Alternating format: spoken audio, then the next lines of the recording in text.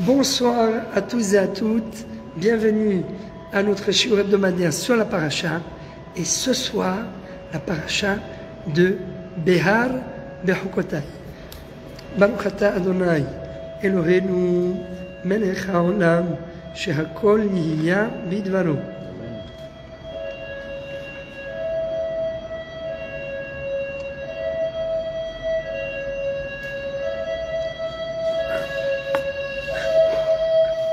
C'est la police? Non, c'est les pompiers.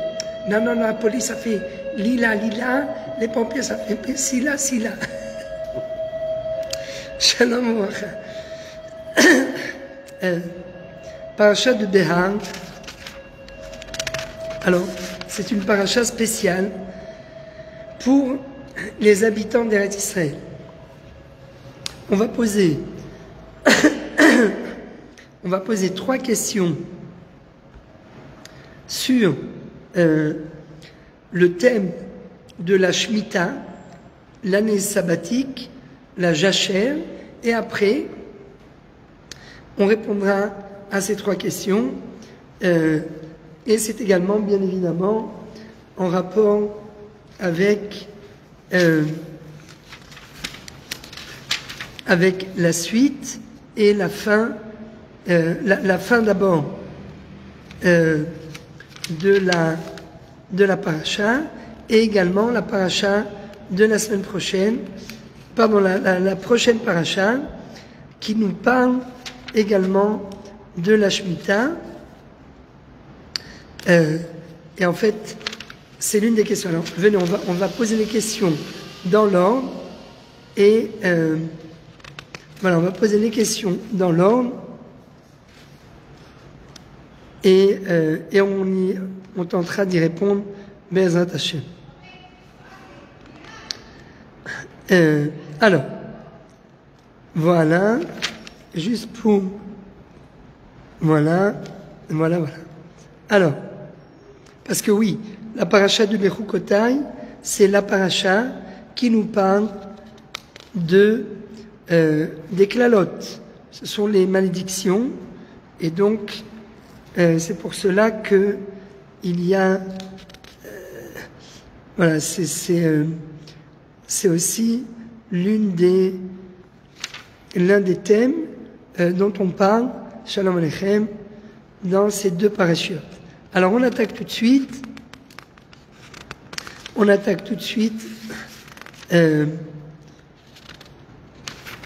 Voilà. Donc on attaque tout de suite le début de la paracha. La paracha nous parle au début donc de la mitzvah de la jachère. La 7e année, en Eretz Israël, il faut laisser la terre au repos. Comment ça s'appelle? Ça s'appelle Shabbat La'aretz.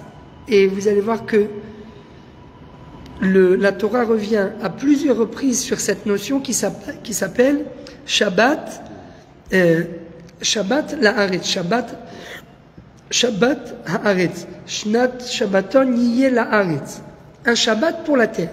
De la même façon qu'il y a le Shabbat pour les hommes, il y a également une année sabbatique pour la terre. Donc, on lit rapidement. Vaidaber Hashem Moshe bar Sinai lemor, daber el ben Israël v'amarta alehem, ki tavo el haaretz. C'est donc une mitzvah qui dépend de la terre. Asher ani noten lachem, ve'shavta haaretz, Shabbat la'Hashem. Alors, là aussi c'est l'une des questions, mais on ne va pas trop rentrer là-dedans pour essayer de gagner du temps. Vous verrez que à travers ces psukim, parfois la Torah prétend que le Shabbat il est pour la terre, et parfois la Torah nous dit que le Shabbat, cette année shabbatique, il est pour Dieu. Donc a priori, alors là le premier pasuk, Veshavta haaretz, Shabbat la'Hashem. Une année sabbatique pour Dieu. Mais après, comment c'est écrit? Pendant 6 ans, tu sèmeras dans ton champ, pendant 6 ans, tu récolteras, etc. Et la 7e année, Shabbaton Yiyeh La'aretz, Shabbat la'Hashem. Donc est-ce que c'est un Shabbat pour la terre mais c'est un Shabbat pour Dieu. Sadechalot Izra, vecharmechalot izmo. On n'avait pas besoin de rajouter a priori Shabbat la Hachem. C'est un Shabbat pour Dieu.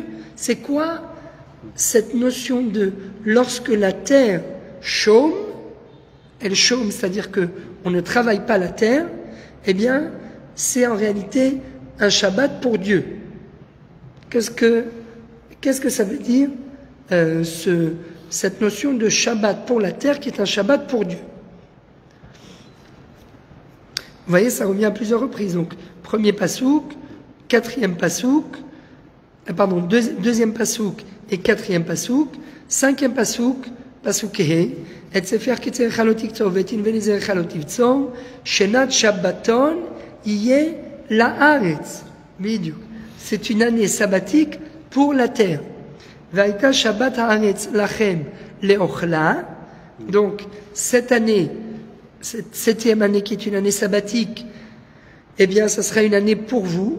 Leochla, de là on déduit leochla, velo le mochra. On peut manger tout le monde, il n'y a plus de frontières. Tout le monde est invité à consommer la récolte qui pousse sur la terre pendant la septième année.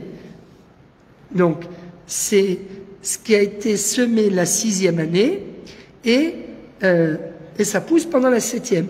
Et donc, il n'y a aucune interdiction de manger à sa faim pendant la septième année, mais de ne pas engranger. Les ochla, vélo, les mochra. C'est-à-dire qu'on peut récolter pour manger à sa faim, mais on ne peut pas récolter pour vendre, parce qu'on ne peut pas tirer profit de la terre. C'est-à-dire que cette année sabbatique, elle n'est pas seulement une année sabbatique de la terre, comme quoi la terre chaude, mais on ne peut pas non plus tirer profit de ce que la terre fait sortir. Exactement comme le Shabbat, on ne peut pas faire de travaux le Shabbat et en tirer du profit. C'est impossible. Pourquoi? Parce que le Shabbat, il est destiné à Dieu. Eh bien là, c'est la même chose. On chôme, on arrête, on laisse la terre se reposer, et ce Shabbat pour la terre est en fait destiné à Dieu. Vaïta Shabbat haaretz lachem leochla lecha ulavdecha velamatecha velischirecha ultoshavecha hagarim imach velivemtecha velachaya asher be'artzecha tieh kol tevoata leechol. Et après, on nous parle, donc ici, donc on a compris que la Torah nous parle de ce thème d'année sabbatique pour la terre, qui est en réalité un Shabbat pour Dieu. Et après on nous parle de 49 années, Vesafart alecha, pasukret, Sheva Shabbetot Shanim, Sheva Shanim, Sheva Peamim, Vayu lecha Yeme, Sheva Shabbetot Hashanim, Tesha Ve'arbaim, Shana. Donc on arrive 7 fois 7, 49, un petit peu comme le Omer, et c'est à la fin de la 49e année, qu'est-ce qui se passe? Eh bien, c'est 7 Shmitot, et donc la 49e et la 50e année seront 2 années consécutives où la terre ne travaillera pas.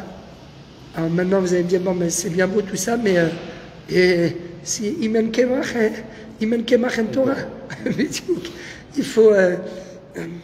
Comment ça se passe exactement? C'est quoi la solution? Et donc,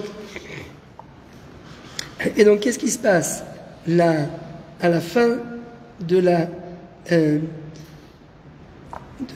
50e année? Ve'avarta shofar teruah b'chodesh hashevi be'asar lachodesh, le jour de Yom Kippour, de cette 49e année, pardon, pas 50, cette 49e année, eh bien, on sonne le shofar comme symbole de quoi? Pour dire, voilà, les terres qui ont été vendues par leurs propriétaires parce qu'ils étaient dans des problèmes, sont rentrés dans des problèmes financiers, eh bien, elles sont restituées à leurs propriétaires la 49e année. Pourquoi? Parce qu'à la fin de la paracha, Akadosh Baruch Hu nous dit qui lie haaretz. La terre m'appartient, elle vous appartient pas. Et donc, c'est moi qui ai fixé cette loi, comme quoi toutes les terres reviennent à leurs propriétaires pour ne pas qu'elles disparaissent de la tribu. Et également, on libère les esclaves qui ont été vendus, qui se sont vendus ou que le Beddin a vendus parce qu'ils n'ont pas réussi à rembourser leurs dettes. Donc la 49e année, tout le monde est libéré. C'est comme en France quand il y a les élections présidentielles, l'amnistie, paf, tout le monde sort et tout le monde est libéré. Et donc, Vekidashtem et Shnat HaChamishim Shana, Shnat HaChamishim Shana, Ukatem Devor Ba'aretz Echol Yoshvea, Yovel Hiti Elachem, Veshavtem, Ish El Achuzato, Veish El Mishparto, Tashuvu. Chacun revient à sa terre, chacun récupère le terrain qu'il a hérité de ses parents. Yovel Hi Shenat HaChamishim Shana, Tiye Lachem, Lot Izraou, ולא תקצרו את ספחיה ולא תבצרו את נזיריה, כי יובל היא קודש תהיה לכם. מן השדה תאכלו את תבואתה. בשנת היובל הזאת, donc cette 50e année, תשובו איש אל אחוזתו. Chacun revient à son héritage. Donc 49e année et 50e année, 2 années consécutives où on laisse la terre au repos. Et après, alors, et après la Torah donc nous parle de quelqu'un qui aurait vendu donc son héritage parce qu'il est il est rentré dans des problèmes financiers. Ça c'est le début de la deuxième montée.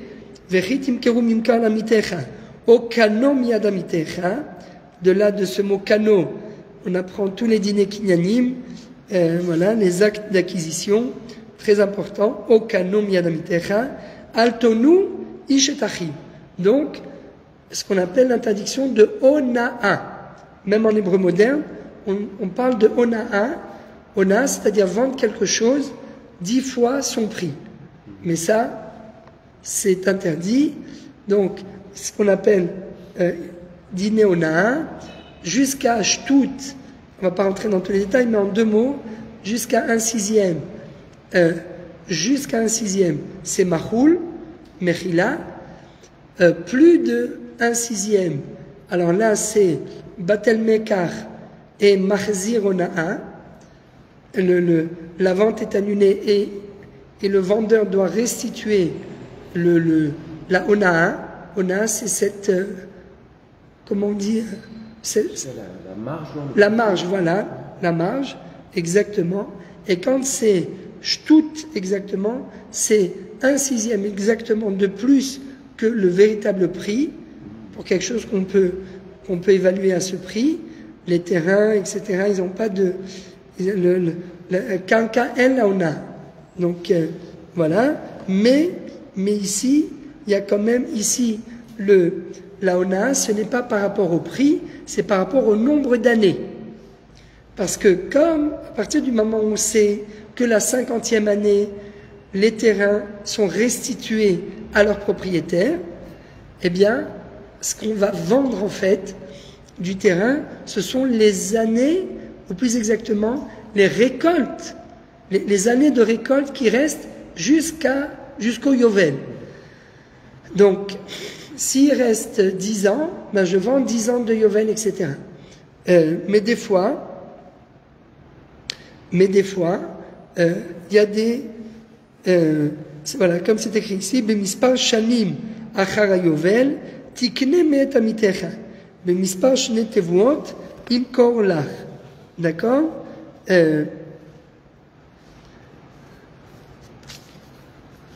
Voilà. Et donc là, les filles Rovashanim Tarbe Miknato, ou les filles Me'atashanim Tamit Miknato, qui mispan Tevuot ou Mochenlach. On vend les années de récolte. Donc s'il reste peu d'années jusqu'à la Shemitah, eh bien, je vendrai à un prix plus bas. S'il reste beaucoup d'années, je vends à un prix plus haut, parce qu'il va pouvoir faire beaucoup de récoltes et beaucoup de bénéfices. Velotonu ish et amito, veyareta melokecha. Alors, שאינה הוגנת בו לפי דרכו והנאתו של יועץ. מי יודע אם התכוונתי לרע? לכך נאמר, ויראת מאלוקיך יודע מחשבות, הוא יודע. כל דבר מסוג הלב של מכיר. יפה. Et donc, voilà. המוכר שדה הוא אינו רשאי לגאול פחות משתי שנים, שתעמוד 2 שנים ביד הלוקח מיום ליום. ואפילו יש 3 תבואות באותן 2 שנים, כגון שמכרה לו בכמותיה, ושני אינו יוצא מפשוטו, כלומר מספר שנים של תבואות ולא של שידפון. ומיעוט שנים, 2. Bref, donc il ne faut pas lui vendre à un prix élevé quand il ne reste pas beaucoup d'années jusqu'à la Shemitah, parce que, jusqu'au Yovel, parce qu'au final il va payer un prix cher et à la fin il va devoir restituer le terrain au vendeur. Donc on l'a trompé.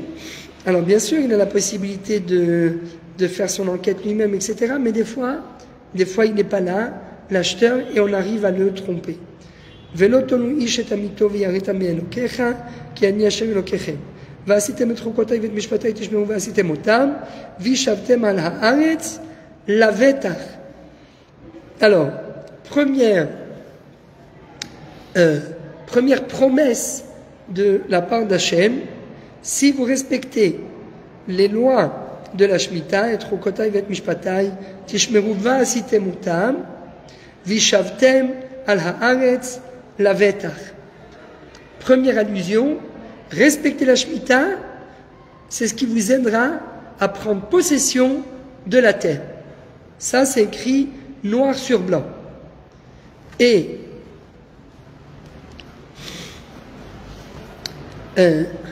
alors, avant de rentrer dans la deuxième question, si vous regardez bien à la fin maintenant on passe dans la paracha de Bechukotai, et là-bas, dans les klalotes, dans les malédictions, lo alenu velo alechem, eh bien, la Torah nous dit que si on ne respecte pas les lois de la Shemitah, eh bien, qu'est-ce qui va se passer? Qu'est-ce qui risque de se passer, Chas v'Shalom? Eh bien, vous serez exilés de la terre d'Israël. Et c'est écrit ici,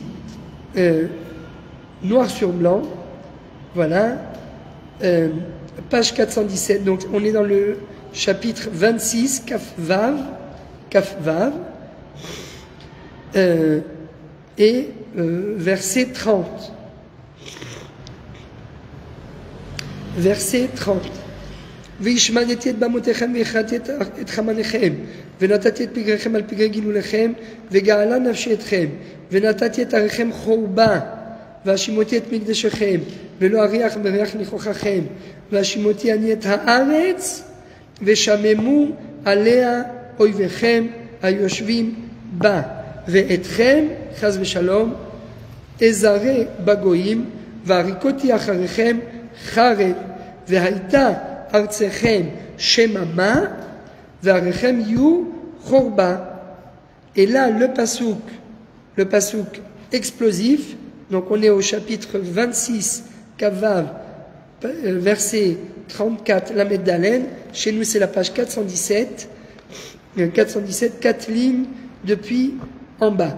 Az tirtse haaretz et shabetoteha כל ימי הושמה ואתם בארץ אויביכם אז תשבת הארץ והרצת את שבתותיה כל ימי הושמה תשבות את אשר לא שבתה בשבתותיכם בשבתיכם עליה. Donc qu'est-ce que nous dit Akadosh Baruch Hu? Si vous n'avez pas respecté les années de Shemitah, eh bien sachez que la terre, elle est vivante. La terre va réclamer ces années de Shemitah.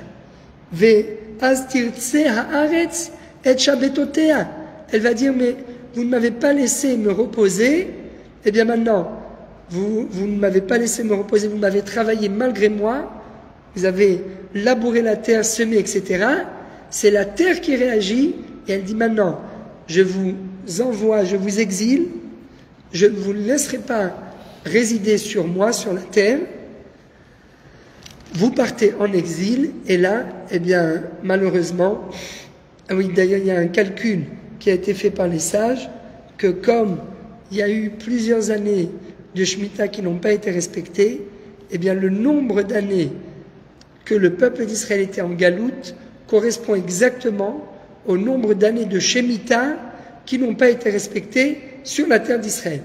Donc quelque part, c'est un fait historique, quoi, le nombre d'années, et quelque part, eh bien, voilà une preuve comme quoi, oui.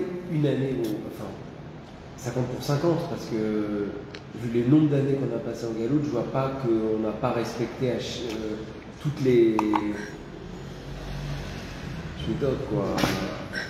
Je pense une Shemitah pas respectée égale 50 années en galoute, parce que ça paraît énorme. Oui, c'est vrai que c'est pas proportionnel, mais bon, c'est l'esprit du... Je crois que ונתתי אז תפייס את כעס המקום וירצת למלות את שבתותיה. קוראים ללשון 70 שנה של גלות בבל. הן היו כנגד 70 שנות השמיטה ויובל שהיו בשנים שהכעיסו ישראל בארצם לפני המקום. 430 שנה, 390 היו שני עוונם, מי שנכנסו לארץ עד שגלו 10 השבטים, ובני יהודה הכעיסו לפניו 40 שנה, מי שגלו 10 השבטים עד חורבות ירושלים. הוא שנאמר ביחזקאל, ואתה שכב על צדך השמאלי, וכינית את אלה, ושכבת על צדך הימני, שנית ונשאת את עוון בית יהודה 40 יום. ונבואה זו נאמרה ליחזקאל בשנה החמישית לגלות המלך יהויכין. ועוד עשו 6 שנים עד גלות צדקיהו, הרי 46. ואם תאמר שנות מנשה 55 היו, מנשה, là c'est tout le calcul de Rashi, c'est exceptionnel, mais voilà, au total, bref, il dit, הרי 70 חסר אחת, ועוד שנה יתרה שנכנסה בשמיטה, המשלמת ל-70. ועליהם נגזר 70 שנה שלמים. וכן הוא אומר, עד רצתה הארץ את שבתותיה למלות 70 שנה. Donc il y a eu 70 שנה, et donc 70 שנה en galoute. 70 par rapport à 70 ans qui n'ont pas été respectés. Par rapport à 70 shmitot, pardon. En 430 ans, il y a eu 70 shmitot. Si on divise 430 par 7, ça fait 70. Cette fois 7, oui, cette fois 7, 49. Il y a 7, non, oui, c'est pour ça qu'il dit 740. 400, combien? 430, non. Mais il y a aussi les Yovel, c'est ça. Donc ça fait, qu'est-ce que je vais dire? Oui, 490 ans divisé par 7. Là, on va arriver à 70. C'est ça? Voilà, 490 ans divisé par 7, on arrive à 70. Donc c'est tout le calcul que fait Rashi. Et donc 70 ans de galoute en dehors d'Eretz Israël par rapport à ces 70 shmitot qui n'ont pas été respectés durant les 490 ans. C'est vraiment, il démontre par A plus B. Donc voilà. Donc, première chose, première question, qu'est-ce que ça veut dire? Comment se fait-il que ça réagisse, qu'il y ait cette relation de cause à effet entre le respect de la Shemitah et l'exil des enfants d'Israël? Comment est-ce possible? Deuxième question, et ça on revient maintenant, on repasse à la parashat de Behar. Dans la parashat de Behar, là il est écrit, voilà, c'est à la troisième montée. Alors, troisième montée de la paracha de Béar, mais cette année, on lit Béar Bechukotai ensemble. Ce sont deux parachutes qui sont collés. Donc, en fait, c'est la deuxième montée cette année. Mais qu'est-ce qui est écrit ici? Donc, chapitre 25, verset 19. Venatna haaretz piria va'achaltem la sova vishavtem la vetach alea. La terre va donner ses fruits et vous consommerez à votre satiété. C'est comme ça qu'on dit, à votre satiété. À votre satiété. Ouais. À votre satiété. Voilà. Et c'est ce qui vous permettra de résider sur cette terre en sécurité. Et d'un seul coup, la Torah, elle nous parle de quelque chose dont elle n'a pas parlé au début de la paracha. Vechitomru manochal bashana hasheviit. Et si quelqu'un se pose la question, mais qu'est-ce qu'on va manger pendant toute cette année? Parce que c'est bien beau de récolter ce qui a poussé, ce qu'on a planté pendant la 6e année et ce qui a poussé pendant la 7e. Mais au bout d'un moment, si on continue pas à planter, ben il va plus y avoir, on va tout dévaster, on va tout récolter, disons, et puis au bout d'un moment, il y aura plus rien. Alors, il y a ce qu'on appelle les sfichim. Sfichim, c'est ce qui pousse tout seul. Hein? Nachon. Alors, pourquoi on ne peut pas manger midi rabanan? Parce que de peur que quelqu'un plante pendant la 7e année, ils disent, mais moi j'ai planté ça la 6e, ou bien c'est venu tout seul, etc. Donc, les sfichim, on ne peut pas non plus les vendre, etc. Mais, les glaner, hein? Les pauvres peuvent les glaner. Voilà, etc. Mais bon, les sfichim, quand c'est midi rabanan, disons que on peut les consommer. Tout ce qui a poussé de lui-même et on est sûr que ça a été planté la 6e année, donc c'est pendant le début de la 7e année, il n'y a pas de problème. Mais le problème maintenant, qu'est-ce qui se passe au milieu de l'année et vers la fin de l'année? Comment si celui qui ne plante pas, ben, il ne peut pas récolter. Donc, vechitomru manochal bashana hashviit lo nizra velo neesof et tivuatenu. Et là, Akadosh Baruch Hu il répond, vetziviti et birchati lachem bashana hashishit. J'ordonnerai à la terre de donner sa bracha pendant la 6e année. Et pendant la 6e année, qu'est-ce qui va se passer? Il va y avoir une récolte pour la 6e, la 7e et la 8e. C'est la fin du pasouk. Ve'asat et atevua les shalosh hashanim. 6e, 7e et 8e. Ça veut dire on est couvert avant la Shemitah, pendant la Shemitah et après la Shemitah. On est complètement couvert. Il y aura une bracha exceptionnelle. C'est comme pour la manne qui tombait la veille de Shabbat. Bravo, messieurs. Hazak ve'ematz. Vous avez tout dit. Fort, parce que là c'est 3. C'est même pas, c'est même pas simplement pour 2 jours, c'est pour 3. 3 années. Pour 3 ans. Exactement. Nathan a dit exactement. Alors, on va dire, je vais répéter sa réponse et après on va poser la question et vous me répéterez la réponse. Ou alors, si vous préférez, on pose d'abord la question et après on reviendra sur ce qu'a dit Nathan. A priori, pourquoi ce pasouk ne vient pas tout de suite après le début, tout de suite à la fin, à la suite, on va dire, de la mitzvah, de la Shemitah? Dans la première montée, on nous dit voilà, ça sera une année sabbatique pour la terre, Shabbaton la Haaretz, Shabbat na Hashem, c'est une année sabbatique, etc. Il n'y a pas de problème. Mais maintenant, dis-nous tout de suite, mais attends, mais oui, c'est sympa une année sabbatique, mais de quoi on va manger?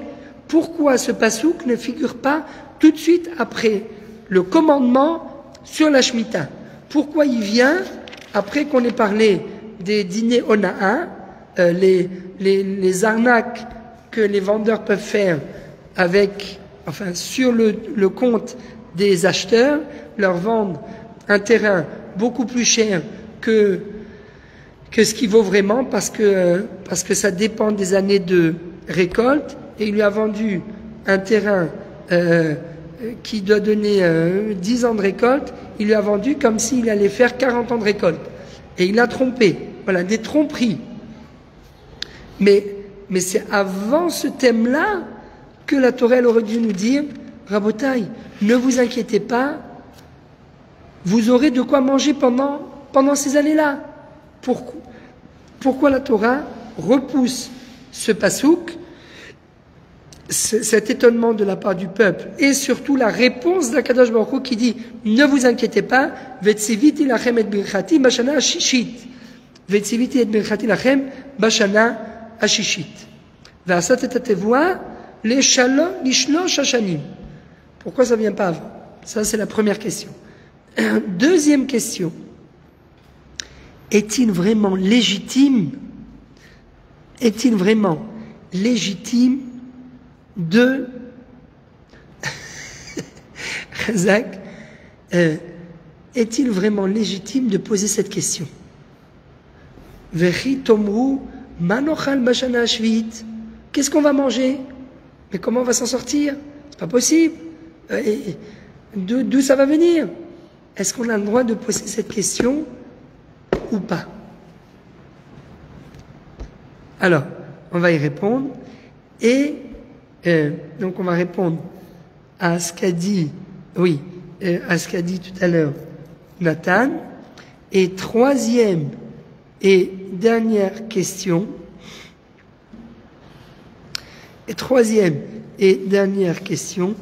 Eh bien, c'est par rapport. Troisième et dernière question. Ce qu'on a posé tout à l'heure comme question, comment se fait-il que la terre réagisse à la transgression des enfants d'Israël qui n'ont pas gardé l'année de la Shemitah? Voilà nos trois questions. Première question, pourquoi la Torah attend-elle à la fin d'un seul coup, elle nous dit Vechitomru manochal bashana shviit, et pas tout de suite après, d'accord? Elle attend en fait d'abord de nous dire comme quoi il faut vendre le terrain quand on a vraiment besoin de vendre son héritage. Le terrain, eh bien, on a le droit de le vendre, mais il faut faire attention de ne pas tromper les acheteurs en leur vendant un terrain beaucoup plus cher que ce qu'il ne vaut vraiment, parce qu'on le vend d'après les années de récolte. Et donc, il ne faut pas arnaquer les acheteurs en leur vendant le terrain beaucoup plus cher. Pourquoi la Torah attend de nous parler de ce din, de la dîner ona'a, et c'est que après qu'elle nous dit bon ben, si jamais vous avez une crainte de ne pas pouvoir manger pendant la 7e année, ne vous inquiétez pas, je vous enverrai la bracha pour 3 ans. Ça, c'est première question. Deuxième question, est-il vraiment légitime de poser une question sur Dieu et de lui dire, une fois qu'il nous a promis qu'il allait nous donner,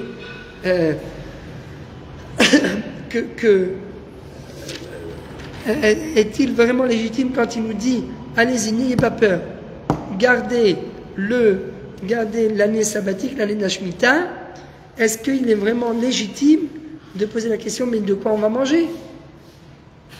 Est-ce que c'est légitime ou pas de poser cette question?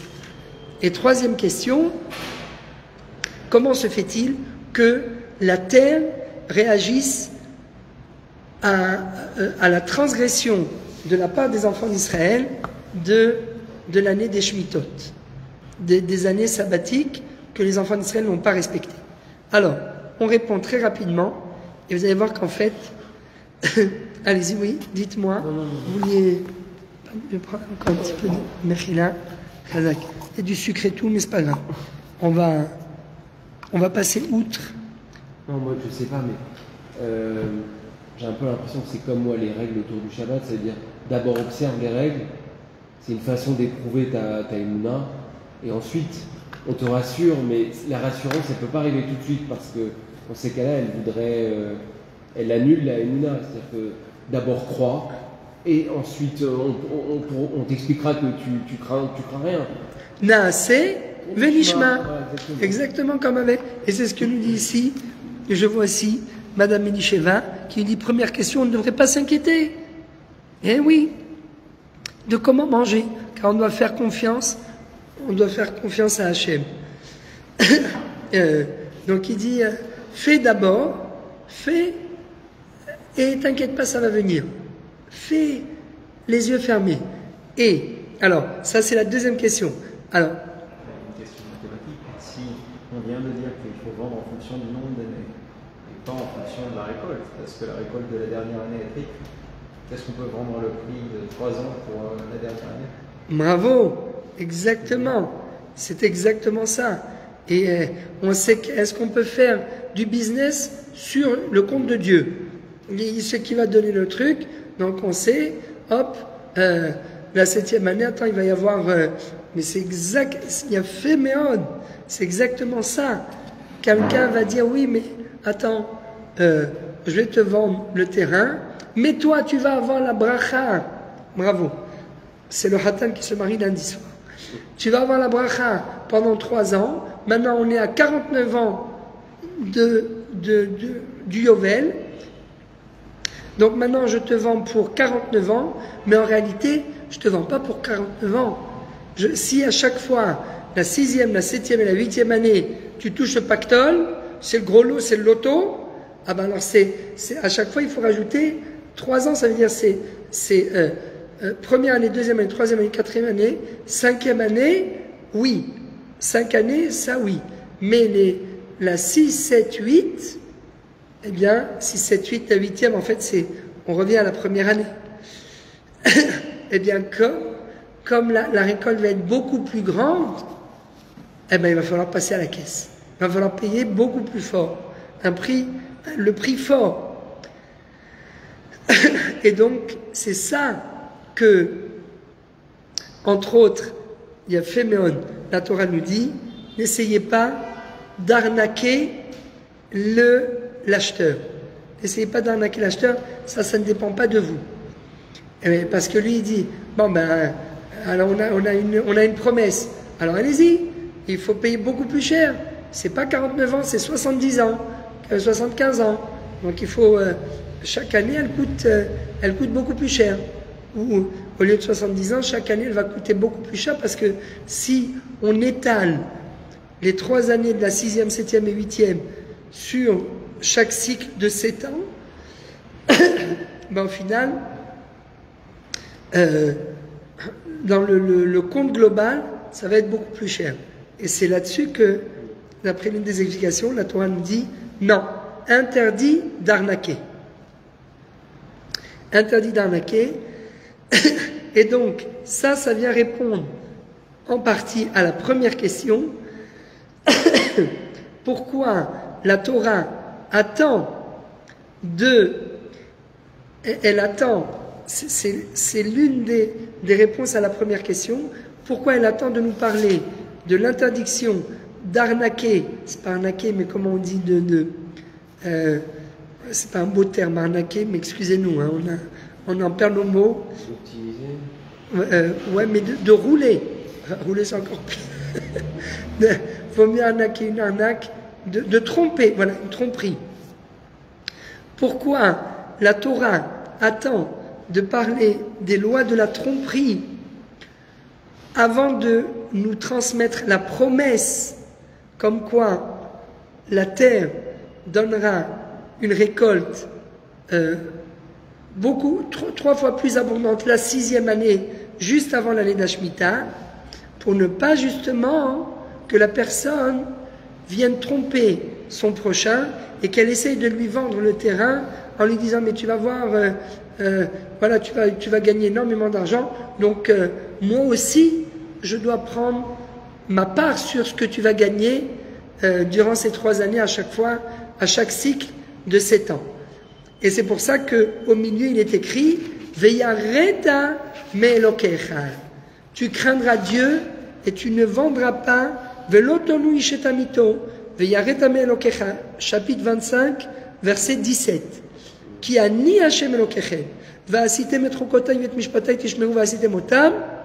Et là, la Torah rajoute encore une chose Vishavtem al haaretz lavetach. C'est grâce à cette droiture qu'on sera en sécurité sur notre terre. Mais dès qu'il y aura la shritout, de la corruption, c'est fini. La terre ne supportera pas. Vous vous rendez compte de ce qui est écrit ici? Et maintenant, on comprend mieux pourquoi. C'est tout de suite après que la Torah, elle vient et elle dit et si jamais vous vous poserez la question, mais qu'est-ce qu'on va manger pendant la 7e année? Eh bien, ne vous inquiétez pas, je vous enverrai la bracha. Mais pourquoi quelqu'un va être amené à se poser cette question? Est-ce que c'est légitime ou pas légitime? Eh bien, parce que, en fait, il n'a pas compris que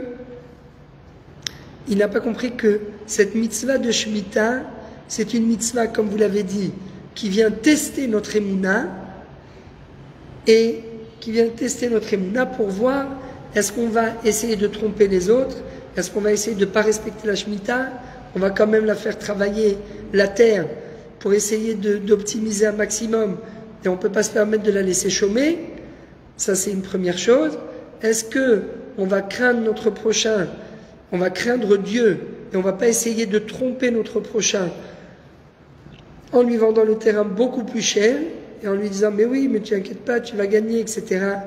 Et en fait, c'est un manque de confiance en Dieu, comme vous l'avez dit.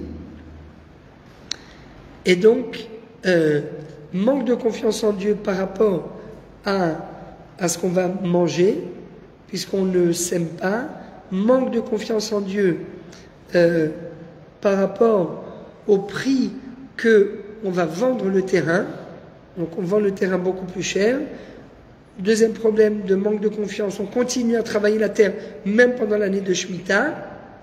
Eh bien, la réaction de la terre, c'est que vous ne pourrez pas, vous serez poursuivis sur cette terre, Chas v'Shalom, vous ne pourrez pas siéger et prendre possession de la terre comme il se doit. Pourquoi? Eh bien, parce que le problème, il est en réalité dans notre émouna. Et là, ça rejoint ce qu'a dit Nathan tout à l'heure, c'est exactement comme la manne. La manne, c'est quoi? Le vendredi, Akadosh Baruch Hu fait tomber la manne, mais en réalité, on aura de quoi manger pour vendredi et pour Shabbat. C'est-à-dire que, et ceux qui récoltaient, souvenez-vous, c'est écrit noir sur blanc dans la paracha de Béchalach, ceux qui sont venus et qui n'ont pas cru à la bénédiction que Dieu allait leur envoyer, et ils ont ramassé le vendredi, ils ont ramassé beaucoup plus pour le vendredi, pour le samedi, pour le dimanche. Ils ont dit attends, maintenant ça tombe, demain ça va pas tomber, c'est pas possible. Si demain la manne ne tombe pas, on risque de mourir. Mais en réalité, ils n'ont pas eu confiance en Dieu. Ils n'ont pas compris, comme dit Rashi, que dans le peu qu'ils ont récolté, eh bien, il y aura la bracha pour vendredi et pour samedi. Eh bien là c'est la même chose. Dans le peu que la terre va donner la 6e année, le peu que la terre va donner la 6e année, Chazak trompé, eh bien, on va pouvoir, grâce à ce peu, on va pouvoir subsister pendant 3 ans. 6e, 7e et 8e. Et celui qui ne croit pas à ça, eh bien, alors dans la manne, à la limite, c'était pas grave, la manne pourrissait. Mais là, hein, c'est pas qu'une histoire de manne. Là, c'est la terre elle-même qui va faire justice pour Dieu. Comme c'est écrit au début de la paracha, Veshavta haaretz Shabbat, la Hashem, c'est le Shabbat pour Dieu. C'est-à-dire que la terre ne veut pas transgresser la volonté de Dieu. Et donc, on ne peut pas la forcer à travailler pendant l'année de la Shemitah, parce que ça serait, entre guillemets, un petit peu comme une femme qu'on a violée. C'est ça que ça veut dire. C'est exceptionnel. La terre veut faire justice pour Dieu. Vous m'avez forcé à travailler pendant l'année sabbatique, eh bien, je vous repousserai, vous serez exilés de la terre, et je me reposerai à la fin. C'est la terre qui prend, et qui est punie, parce qu'elle va être abandonnée, la terre d'Israël. On l'a bien vu, pendant 2000 ans, c'était des marécages, c'était Mark Twain qui a pris des photos, il a dit mais c'est une terre, une terre maudite, mais il n'a pas compris une chose, c'est que la terre ne donne ses fruits que lorsque ses enfants se trouvent sur la terre. Et là, à ce moment-là, elle s'ouvre, elle donne ses fruits, exactement comme une femme qui s'ouvre à son mari. C'est exceptionnel. C'est comme ça que Veratzat haaretz et shabbatotea, elle veut du repos. Vous m'avez, c'est comme si la terre disait entre guillemets, vous m'avez violé. Eh bien moi je veux rendre justice à Akadosh Baruch Hu. Et c'est pour cela que ce pasouk, la question que les enfants d'Israël se posent, mais comment on va faire pour vivre pendant la 7e année? Cette question, elle vient après les lois de la tromperie, parce que quelqu'un qui pose cette question, d'après certains commentateurs, eh bien en fait, c'est que quelque part, il cherche à tromper. Il n'a pas suffisamment confiance en Dieu. Et c'est pour cela qu'il fallait lui dire, à cette personne, il fallait d'abord lui rappeler les lois de la tromperie. Ne pas tromper son prochain lorsqu'on fait des achats et des ventes. Attention de ne pas tromper votre prochain. Pourquoi? Parce que si vous le trompez, c'est que vous n'avez pas la émouna. Celui qui n'a pas la émouna, c'est comme les gens qui ramassaient de la manne le vendredi, et de peur d'en manquer, eh bien à la fin, ça pourrissait. À la fin, eh bien ils perdaient tout parce qu'ils n'avaient pas eu confiance en Dieu. Bien là, c'est la même chose. Vous voulez essayer de tromper, eh bien à la fin, et c'est pour ça d'ailleurs que vous posez cette question, à la fin vous perdrez tout, vous ne pourrez pas prendre possession de la terre.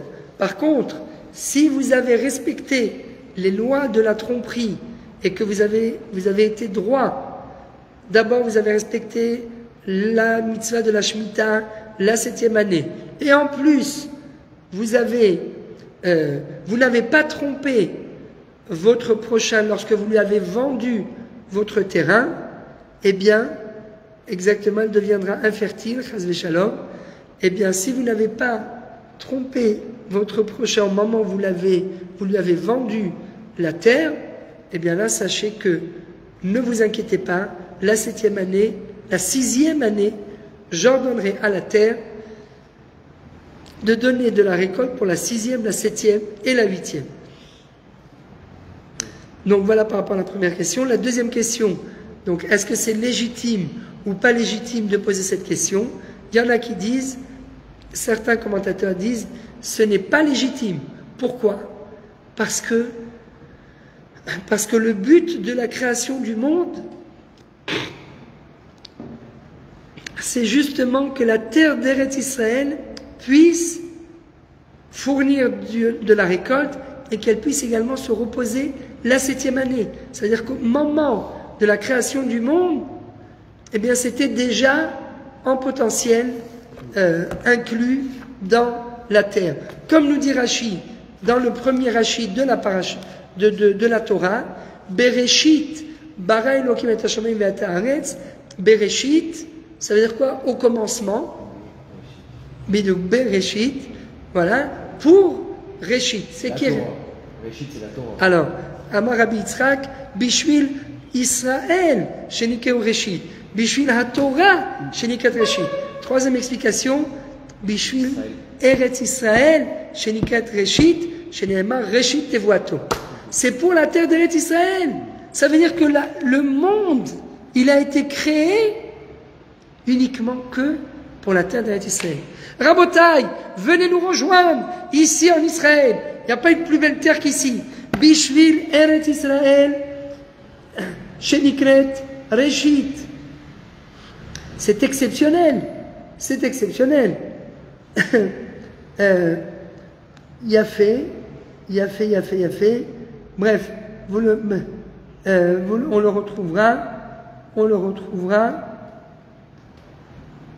Voilà, c'est par là.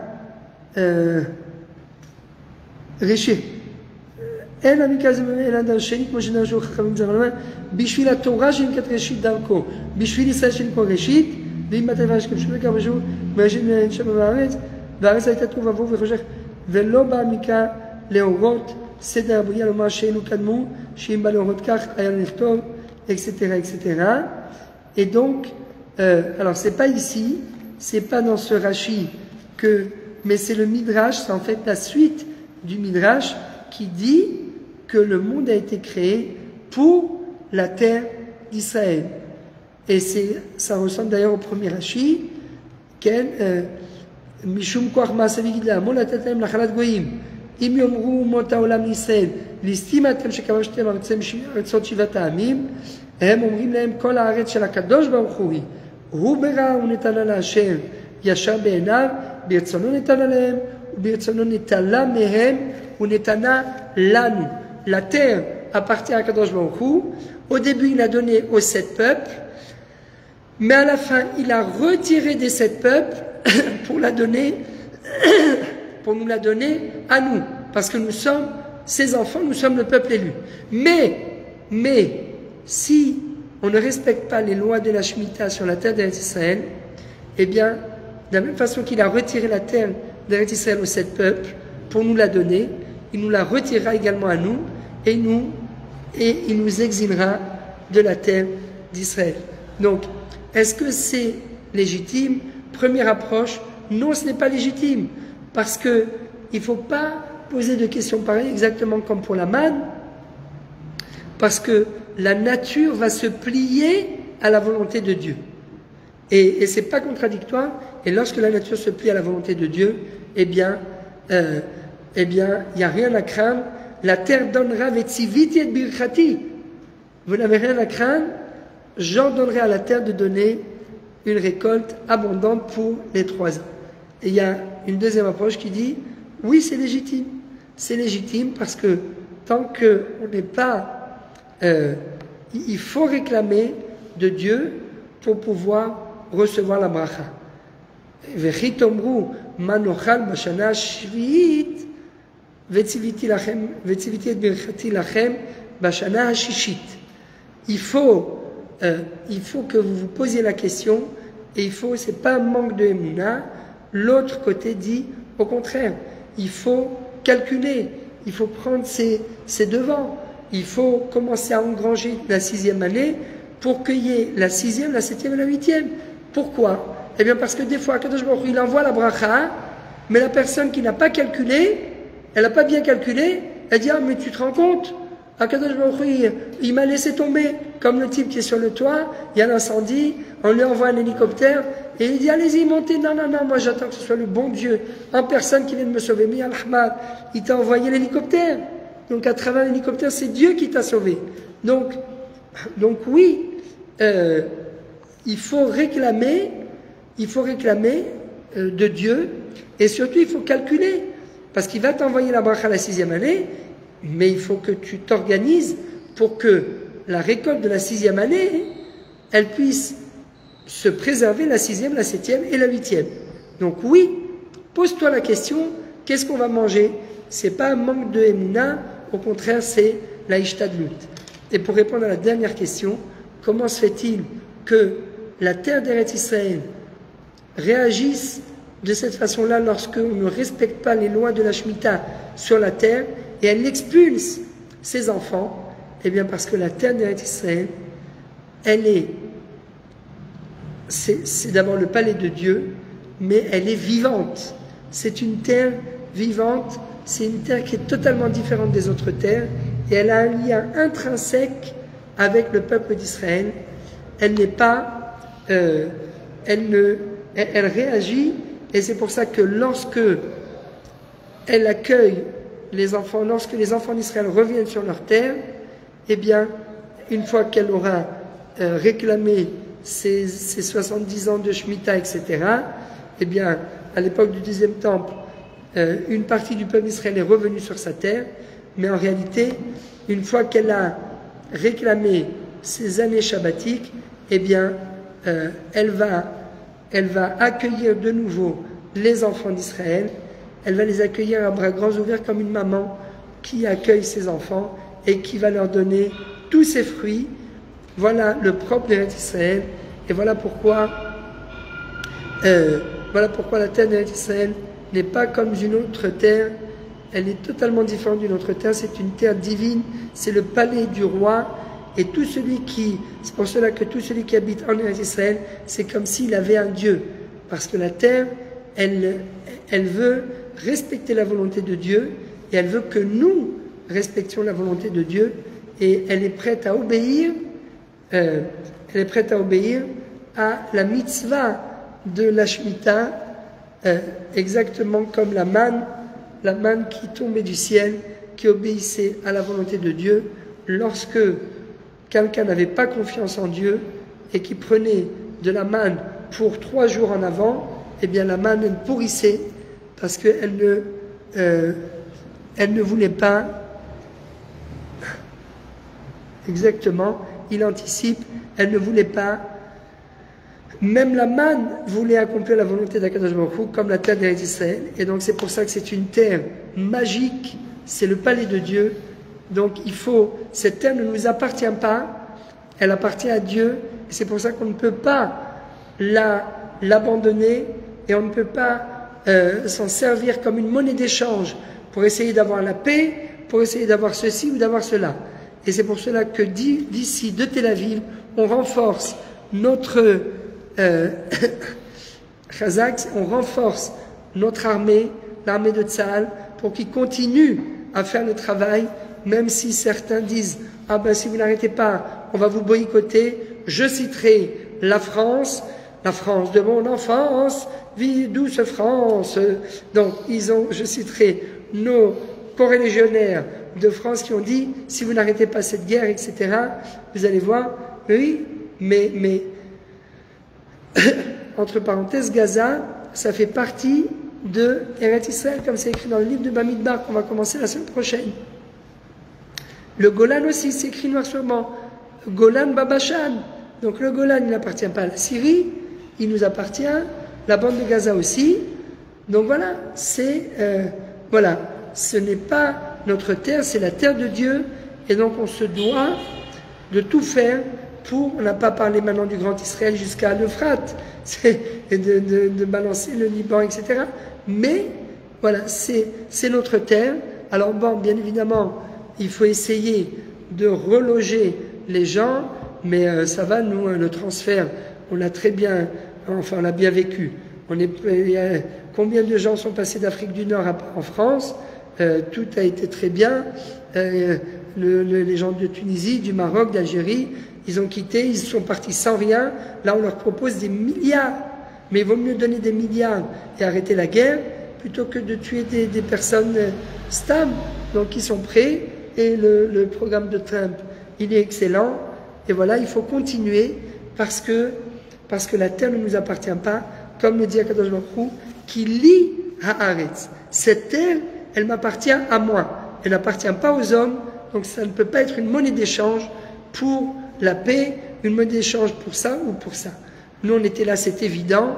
Gaza, c'est écrit dans le Tanakh, en long, en large et en travers. Et bien sûr, alors, est-ce qu'il faut qu'on accomplisse la volonté de Dieu pour pouvoir mériter la terre? Bien sûr, c'est l'idéal. C'est l'idéal.